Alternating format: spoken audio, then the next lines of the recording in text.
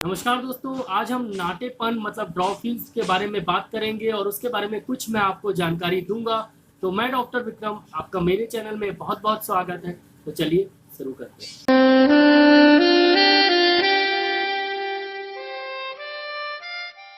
तो दोस्तों, राह चलते हुए आपने कभी ना कभी एक ऐसे आदमी को ज़रूर देखा होगा जो थोड़ा सा कम हाइट का होगा और थोड़ा ज़्यादा ही कम हाइट का होगा।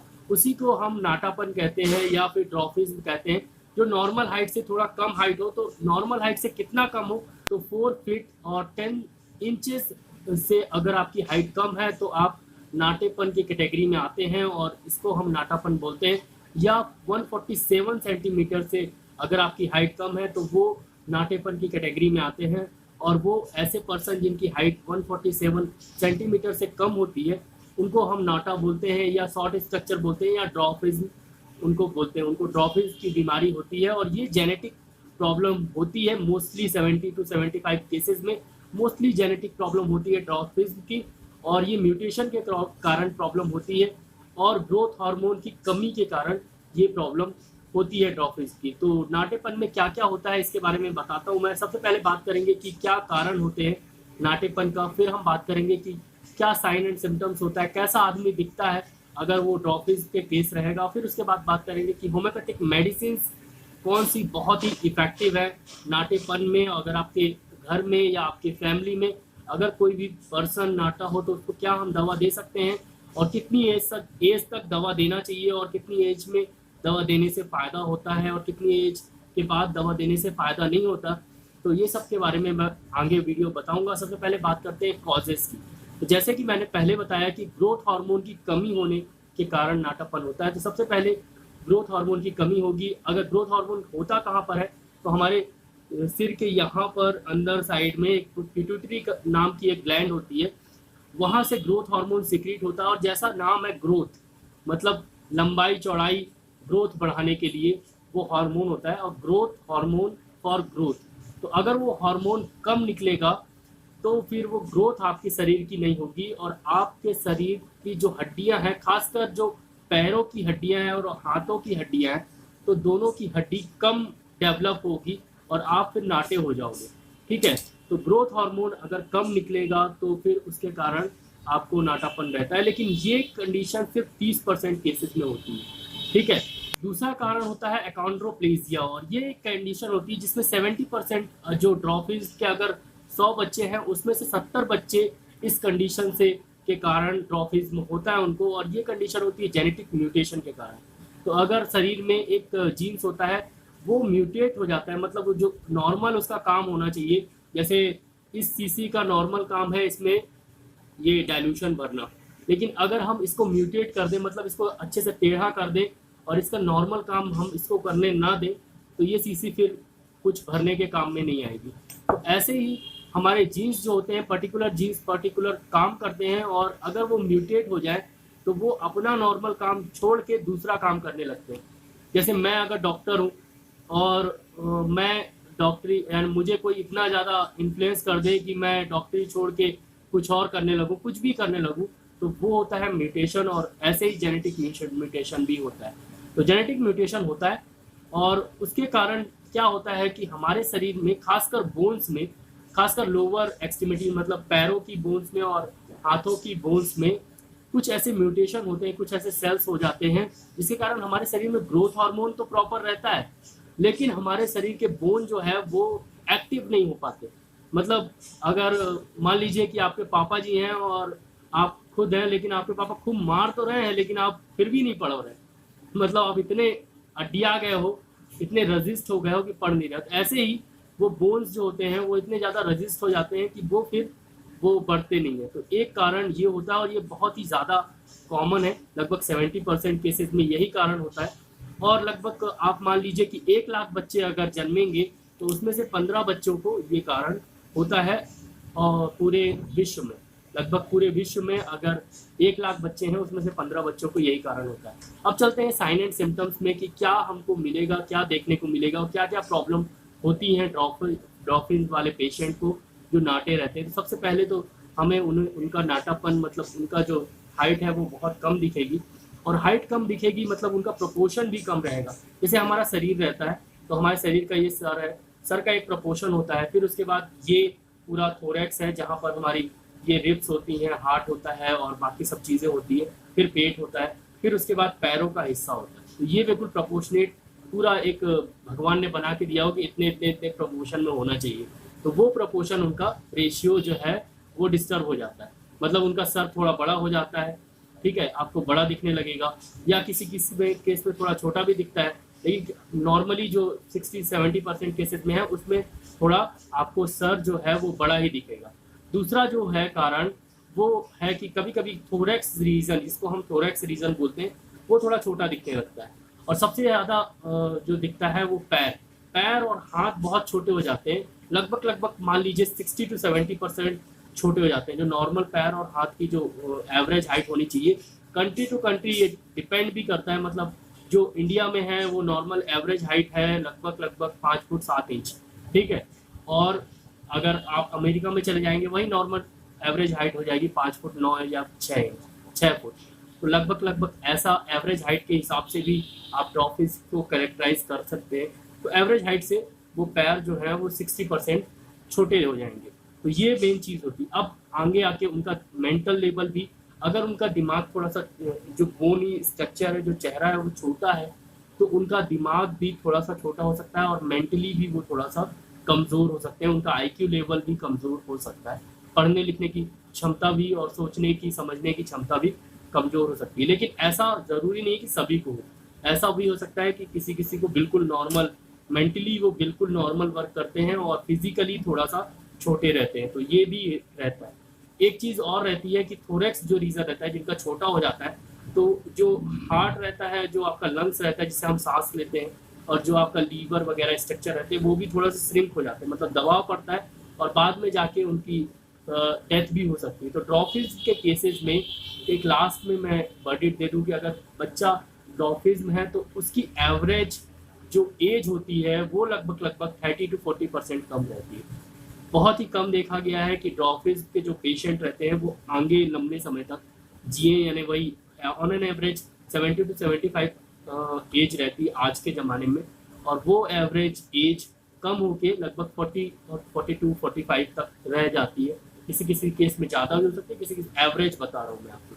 तो ये है पूरा ड्रॉफिज का सिनेरियो, मतलब ये है, ये ऐसा होता है नाटा बच्चा, और बहुत ही तकलीफ रहती है मेंटली, सोशली। जो सोशली उसको झेलना पड़ जाता है। जैसे हम बार बार कभी नाटे आदमी को देखते हैं तो देखते रह जाते हैं और ऐसा लगता है जैसे वो अलग आदमी है, लेकिन ऐसा नहीं है, वो भी एक आदमी है और वो खुद से तो नाटा नहीं हुआ है, भगवान और वो म्यूटेशन के कारण नाटा हुआ है।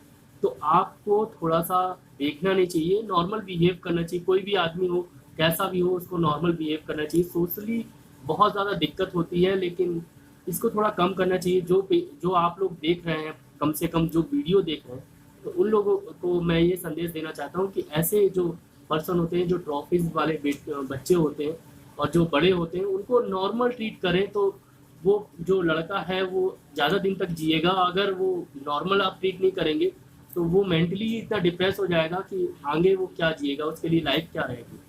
तो दोस्तों अब चलते हैं होम्योपैथिक मेडिसिन की तरफ कि कौन कौन सी होम्योपैथिक मेडिसिन बहुत ही इफेक्टिव है ड्रॉफिज के केस में। तो दोस्तों दवाइयों से पहले सबसे पहले जानते हैं कि कितने एज तक ड्रॉफिज के केसेस ठीक हो पाते हैं होम्योपैथिक मेडिसिन से। तो अगर बच्चे 18 साल से कम है तो उनको होम्योपैथिक मेडिसिन दी जा सकती हैं और होम्योपैथिक मेडिसिन से बहुत ही ज़्यादा आराम लग जाएगा। अगर 18 साल से ज़्यादा बड़े बच्चे हैं तो उनके लिए थोड़ा सा डिफिकल्ट है दवाइयाँ देना और दवाइयाँ को रिस्पॉन्स करना, क्योंकि ग्रोथ हार्मोन का रिस्पॉन्स नहीं होगा, एपिफाइसिस हो चुकी होती है 18 साल के बाद, तो थोड़ा सा डिफिकल्ट है। 18 साल से पहले का बच्चा है, मतलब एज 16 साल 17 साल या 12 साल या 10 साल या 5 साल का बच्चा है, उसको आपको लग रहा है कि वो नाटा होगा, तो उसको ये मेडिसिन दे देंगे तो बहुत ही इफेक्टिव रहेगी। तो सबसे पहले मेडिसिन है बेराटा कार्ब, जो मैं आपको दिखा देता हूँ, और ये है बेराटा कार्ब 30। और अगर बच्चा बहुत ज़्यादा नाटा रहता है और साथ में उसको आपको सर्दी खांसी बहुत जल्दी लग जाती है, ठंडी बहुत जल्दी लग जाती है, और साथ में वो मेंटली थोड़ा सा वीक है, तो बेराटा कार्ब बहुत ही इफेक्टिव मेडिसिन है और बेराटा कार्ब आपको देना चाहिए। और बेराटा कार्ब देना कैसे, डोजेस क्या है वो मैं आपको बता देता हूँ। तो 2 बूंद आपको सुबह सुबह बेराटा कार्ब के देने हैं 2 बूंद सिर्फ सुबह सुबह आपको एक बार बराटा कार्ब का आपको देना है। तो सिर्फ एक बार 2 बूंद देना है। अगर बच्चा आपको लगे कि बहुत ज़्यादा ठंड से दिक्कत होती है बच्चे को और कोल्ड में ठंड में उसको छींके सर्दी खांसी आ जाती है, या तो मेंटली थोड़ा सा डिप्रेस है, और ये टॉफीज के केसेस में तो देना ही चाहिए, ये मस्ट आपको देना ही पड़ेगा। बराटा कार्ब बहुत ही इफेक्टिव मेडिसिन है हाइट बढ़ाने के लिए, और ग्रोथ हार्मोन को इंक्रीज करने के लिए भी बहुत ही इफेक्टिव मेडिसिन है बराटा कार्ब। तो ऐसे बच्चे जो छोटे रह जाते हैं, बहुत नाटे रह जाते हैं, उनके लिए बराटा कार्ब बहुत ही इफेक्टिव है। 2 बूंद सुबह सुबह एक बार आपको देना है। तो दूसरी मेडिसिन के बारे में बात करते हैं। दूसरी मेडिसिन है थूजा ऑक्सीडेंटलिस 200, और ये मेरे पास WSI की पड़ी हुई है, थूजा ऑक्सीडेंटलिस 200, और इसको 2 बूंद रात में देना है। पहले मैं डोज बता देता हूँ। 2 बूंद रात में थूजा ऑक्सीडेंटलिस 200 को देना है। अब ये करती क्या है, तो सिंपल थूजा जो होती है वो हार्मोनल, यानी किसी भी तरह के हार्मोन होंगे अगर डिसबैलेंस है, ऊपर नीचे है, तो उसको वो बैलेंस में लाती है। मतलब अगर ग्रोथ हार्मोन कम है तो उसको वो ग्रोथ हार्मोन को बढ़ाती है। तो ग्रोथ हार्मोन को बढ़ाने के लिए थूजा बहुत ही इफेक्टिव मेडिसिन है। और खासकर ऐसे लोग जो बहुत ज़्यादा फैल जाते हैं, जैसे नाटे लोग, जो उनकी हाइट थोड़ी कम रहती है लेकिन वो थोड़े से चौड़े ज़्यादा रहते हैं, तो उनके लिए थूजा बहुत ही इफेक्टिव मेडिसिन है।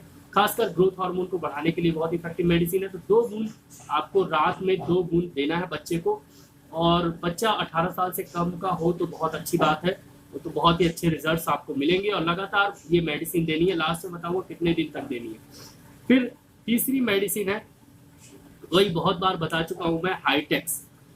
तो ये हाईटेक्स मेडिसिन है BL लैबोरेटरीज की, और इसमें थूजा है, बराटा कार्ब है, साइलिशिया हो और कैलकेरिया फॉस है। तो ये मेडिसिन कंपोजिशन है इसका, और इसको आपको एक एक गोली दिन में 3 बार चूसना है, बच्चे को देना है। एक गोली बोलना है बेटा चूस लो, सुबह दोपहर शाम 3 बार बच्चे को चूसने के लिए देना है। इसमें बराटा कार्ब डली हुई है, थूजा डली हुई है, साइलिशिया डली हुई है। साइलिशिया ऐसे बच्चों को बहुत ही इफेक्टिव मेडिसिन है ड्रॉपिंग के केसेस में, और साइलिशिया भी हार्मोनल डिसबैलेंस को ठीक करती है। कैलकेरिया फॉस कैल्शियम है, और कैल्शियम बोन की डेंसिटी और बोन को बढ़ाने के लिए बहुत ही इफेक्टिव है। साइलिशिया भी बोन को बढ़ाने के लिए बहुत इफेक्टिव है। ये दोनों मेडिसिन बोन के लिए बहुत इफेक्टिव है, साइलिशिया और कैलकेरिया फॉस, और इसमें थूजा भी डली हुई है, बराटा कार्ब भी डली हुई है। तो एक एक गोली दिन में 3 बार चूसना है बच्चे को ये दवा। और एक बार और दिखा देता हूँ मैं, ये BL लैबोरेटरीज की, आपको BL लैबोरेटरीज जरूर याद रखना है। BL लैबोरेटरीज की हाईटेक्स आपको लेना है, और किसी की हाईटेक्स इतनी इफेक्टिव नहीं है जितनी BL लैबोरेटरीज की है। तो मैं आपको खोल के भी दिखा देता हूँ, यहाँ पर BL लैबोरेटरीज लिखा रहता है, और ये लगभग 85 रुपीज़ की MRP अभी फिलहाल की है, आज ही आई है, मेरे पास खत्म हो गई थी। तो BL लैबोरेटरीज की हाईटेक्स। और लास्ट में एक मेडिसिन है, अगर आपका बच्चा मेंटली बहुत ज़्यादा रिटायर्ड लग रहा है, मेंटली अच्छे से काम नहीं कर पा रहा है, तो कालीफॉस 200X, ये आप देख लीजिए, मेरे पास एडविन कंपनी की है। आप चाहें तो SBL की और डॉक्टर रेकमेट की ले लीजिएगा, अच्छी रहती हैं वो कंपनियां। तो कालीफॉस 200X, इसको आपको 2-2 गोली दिन में सुबह और शाम को देना है। ये देखिए ऐसे पैकेट में आएगा, ये SBL में भी ऐसे ही आएगा, डॉक्टर रेकमेट में रेड कलर की शीशी आती है। तो 2-2 गोली दिन में 3 बार देना है। ये मेंटली बहुत ही अच्छा वर्क करती है, और खासकर नर्व सेल्स में, मतलब जो दिमाग के सेल्स होते हैं और दिमाग के जो सेल्स में बहुत ही इफेक्टिवली असर करती है। और जितने भी नर्व सेल्स हैं तो उसमें बहुत ही इफेक्टिवली असर करेगी। और जो आपका बच्चा मेंटली थोड़ा सा कम है, उसका IQ लेवल कम है, तो धीरे धीरे धीरे धीरे उसको बढ़ाएगी। और बहुत ही अच्छी दवा है कालीफॉस। और कालीफॉस 200X ही देना है, 6X 30X ट्रॉफीज के केस में नहीं देना है। तो 200X दीजिएगा तो ज़्यादा अच्छे रिजल्ट आपको मिलेंगे। कालीफॉस 200X मैं आपको दिखा देता हूँ, 2-2 गोली दिन में 3 बार। तो दोस्तों यही मेडिसिन है। तो आपको लास्ट में मैं प्रिस्क्रिप्शन बता देता हूँ कि मैं देता क्या हूँ। बराटा का 32 बूंद सुबह सुबह, ठीक है। उसके बाद थूजा ऑक्सीडेंटलिस 200 2 बूंद रात में, और हाईटेक्स टैबलेट एक एक गोली दिन में 3 बार चूसने के लिए। कालीफॉस 200X 2-2 गोली दिन में 2 से 3 बार आपको चूसने के लिए देना है। तो ये मेडिसिन आपको देना है। सभी मेडिसिन में कम से कम आधे घंटे का अंतर देना बहुत ज़्यादा ज़रूरी है। सभी मेडिसिन आपको पैक लेना है, सभी मेडिसिन आपको होम्योपैथिक शॉप से लेना है, या आप ऑनलाइन भी ले सकते हैं। कुछ ऑनलाइन वेबसाइट भी हैं, वो उससे भी ले सकते हैं। मैं लिंक देने की कोशिश करूँगा, अगर आप मेरे को लिंक मिल जाएगा तो नीचे, नहीं तो आप अपने कहीं भी आसपास जो भी बड़ा होम्योपैथिक शॉप है वहाँ से आप ले सकते हैं ये मेडिसिन। तो ये मेडिसिन आप जाके वो होम्योपैथिक शॉप से ले लें और ख़रीद लें और उसके बाद बच्चे को दें। अब कितने दिन तक देना है ये मैं आपको बता दूँ। तो जब तक वो 18 साल का नहीं हो जाता तब तक ये मेडिसिन चलानी है। तो अगर वो बच्चा 6 साल का है तो फिर 18 साल तक ये मेडिसिन चलानी है। बीच में कभी उसको सर्दी खांसी बुखार कोई भी बीमारी हो उसकी मेडिसिन चलाते रहिए आप, एलोपैथिक जो भी एलोपैथिक आयुर्वेदिक या होम्योपैथिक चला रहे हैं, साथ में ये मेडिसिन लगातार उसको चलाते रहिए। तो लगातार लगभग 18 साल तक चलाना है बिल्कुल। और ये लगभग मैं आपको विश्वास दिलाता हूँ कि काफ़ी अच्छे रिजल्ट्स आपको मिलेंगे। लेकिन लंबे समय तक चलाना है। 1 महीने बाद आप ये नहीं सोचना है कि 1 महीने में हाइट नहीं बढ़ी बंद कर दो दवा। तो अगर आपने ऐसा सोचा तो कभी भी ठीक नहीं हो पाएगा बच्चा। और आपको लगभग 1 साल 2 साल 3 साल 4 साल 5 साल 6 साल दवा ये चलानी है। दवा के कोई भी साइड इफेक्ट, किसी भी तरह के साइड इफेक्ट नहीं है।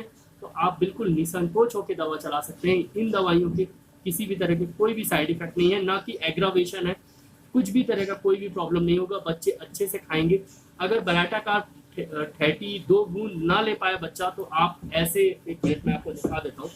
तो इस टाइप की गोलियों में बराटाकार को आप सिंपल सा ऐसा डाल दीजिएगा और या फिर थूजा को डाल दीजिएगा। ये सिंपल सा ऐसे डाल जाएगा और उसके बाद 6 गोली सुबह बराटाकार भी दे दीजिएगा और 6 गोली रात में थूजा दे दीजिएगा। तो अगर बच्चा ये ड्रॉप नहीं पी पाता, थोड़ा सा ये तीखा रहता है, तो अगर नहीं पी पाता है तो गोलियों में दे दीजिएगा, सेम असर होगा, कोई भी दिक्कत नहीं होगी। तो दोस्तों आशा करता हूँ कि आपको ये वीडियो अच्छा लगा हो। अगर अच्छा लगा हो तो प्लीज़ लाइक का बटन दिया गया है इधर, तो लाइक का बटन दबा दीजिए और उसके बगल में एक रेड कलर का सब्सक्राइब का बटन दिया गया है। तो अगर अभी तक आपने मेरा चैनल सब्सक्राइब नहीं किया है तो सब्सक्राइब का बटन भी दबा दीजिए। और अगर आपको लाइव क्लिनिक में आना है तो प्लीज़ एक सब्सक्राइब के बाद में एक बेल आइकन दिखेगा, तो बेल आइकन को भी दबा दीजिएगा।